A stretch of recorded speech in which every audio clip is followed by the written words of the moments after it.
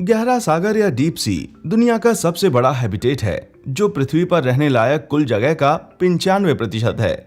हैरानी की बात है कि इतनी कमाल की जगह होने के बावजूद डीप सीज को अभी तक ठीक से एक्सप्लोर नहीं किया गया।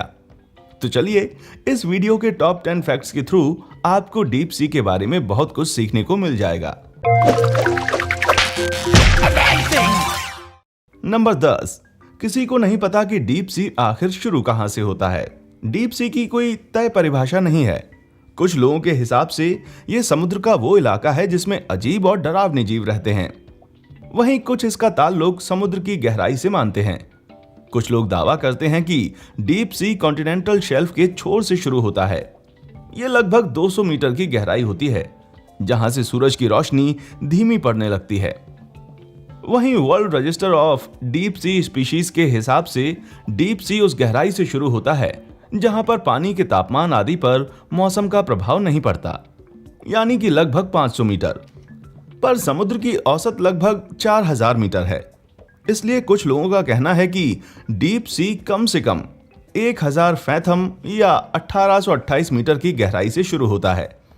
इस डायग्राम में आप देख सकते हैं कि इतनी गहराई पर पानी बहुत ही ठंडा होता है और धूप ना पहुंचने के कारण फोटोसिंथेसिस नहीं हो पाता और बहुत कम प्रकार के प्राणी ही यहां पर रहते हैं। लाइट, प्रेशर और तापमान के आधार पर एक्सपर्ट्स ने समुद्र को 5 लेयर्स में बांटा है जो पानी को क्लैरिटी वगैरह के हिसाब से जगह जगह वेरी कर सकते हैं। नंबर 9, गहरे समुद्र के जीव किस वजह से इतने अजीब होते हैं। गहरे समुद्र के जीवों को देखकर भले ही हमें लगता हो कि ये सिर्फ हमें डराने के लिए इतने अजीब लुक लिए घूमते हैं, पर उनके इस तरह से विकसित होने के पीछे सटीक कारण हैं। जैसे रोशनी ना होने की वजह से ज्यादातर जानवर पारदर्शी या लाल रंग के होते हैं, एक ऐसा रंग जो छिपने में मदद करता है। थोड़ा कम गहरे समुद्र में रहने वाले जीव प्रकाश की कमी को बड़ी बड़ी आंखों से पूरी करते हैं, या बायो इल्यूमिनेसेंस केमिकल रिएक्शन, जिसमें जीव अपने शरीर से रोशनी पैदा करके शिकारियों को चकमा देते हैं। इतनी गहराई पर पानी का जबरदस्त दबाव कोशिकाओं और प्रोटीन्स वगैरह की संरचना बदल सकता है। इसलिए यहां रहने वाले जीवों का शरीर बेहद मुलायम और बिना हड्डियों वाला होता है। गहरे समुद्र में पानी बहुत ठंडा होता है, इसलिए यहां के जीवों के सेल वॉल्स में बहुत चर्बी होती है ताकि अंदर के फ्लूइड्स जमने से बचे रहें। नंबर 8, गहरे समुद्र के ठीक से ना खोजे जाने के पीछे एक वजह यह भी है कि ऐसा कर पाने वाली मशीन्स अभी हाल ही में बनाई गई हैं। तरक्की के बाद भी सबमरीन्स व्हीकल्स अभी भी गहरे भीषण दबाव के सामने घुटने टेक देते हैं। अभी हाल ही में साल 2014 में एक बहुत ही एडवांस रिसर्च व्हीकल 10,000 मीटर की गहराई में 16,000 पाउंड प्रति स्क्वायर इंच के दबाव की वजह से चूर चूर हो गया। चूर होने से बचने के लिए इन क्राफ्ट्स का अंदरूनी प्रेशर बाहरी प्रेशर के बराबर होना चाहिए। गहरे समुद्र के शोधकर्ता न सिर्फ जटिल पदार्थों पर काम करते हैं बल्कि उन्हें फंडिंग की दिक्कतें भी झेलनी पड़ती हैं। साल 2013 के अमेरिकी सरकारी खर्च के इस ग्राफ में आप देख सकते हैं कि अंतरिक्ष शोध पर खर्च किए जाने वाले पैसों के सामने गहरे समुद्र के शोध पर खर्च किए जाने वाले पैसे बहुत ही कम हैं।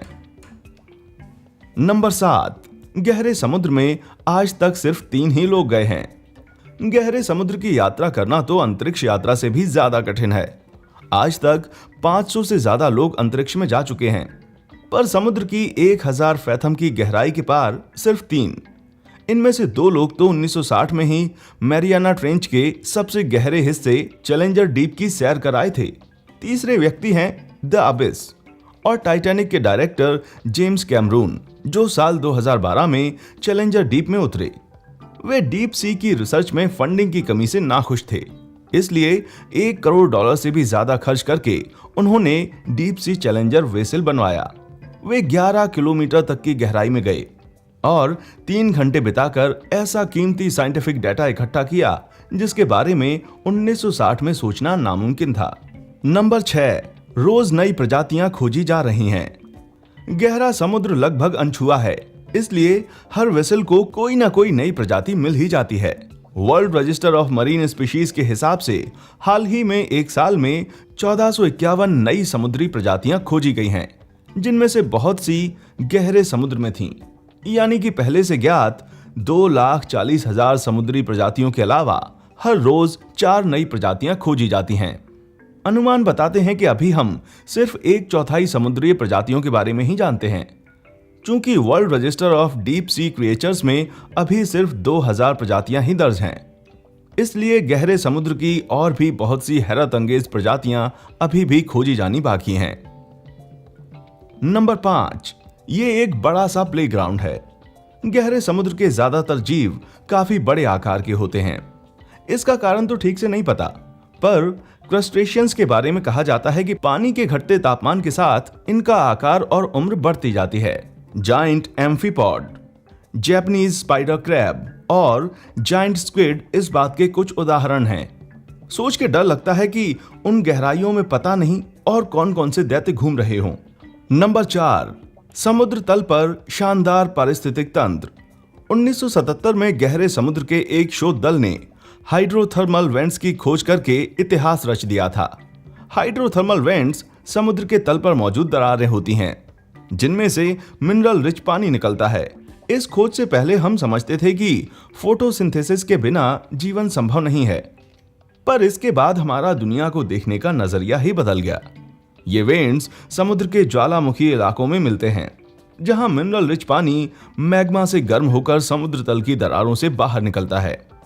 इन वेंट्स के इर्द गिर्द एक बेहद अनोखे किस्म का पारिस्थितिकी तंत्र विकसित हो जाता है, जहां फुट भर लंबे ट्यूब वर्म्स और दूसरे प्रकार के जीव रहते हैं। ये जीव ज्यादातर वेंट से निकलते गर्म और केमिकल रिच पानी के बुजबुजों के आसपास ही रहते हैं। कुछ बैक्टीरियो इस पानी में मौजूद खनिजों से भोजन का उत्पादन करते हैं, बिल्कुल जैसे पेड़ों में फोटोसिंथेसिस होता है। केमिकल से ऊर्जा प्राप्त करने की इस प्रक्रिया को कीमोसिंथेसिस कहा जाता है, और इसकी खोज ने विज्ञान की परिभाषा ही बदल के रख दी है। नंबर 3, जियोथर्मल वेंट्स समुद्र तल के इकलौते पारिस्थितिकी तंत्र नहीं हैं। 6,000 मीटर तक गहरे पानी में रंग बिरंगे कोरल गार्डन्स बर्फीले पानी और अंधेरे में लहलहाते हैं।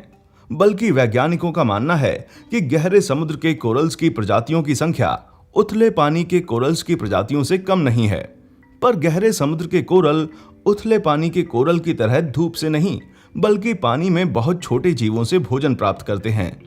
बेहतरीन टेक्नोलॉजी की मदद से वैज्ञानिकों ने पिछले 20 सालों में गहरे समुद्र की 3300 से ज्यादा प्रजातियों को खोज निकाला है, और पक्का है कि ये संख्या और भी ज्यादा बढ़ेगी।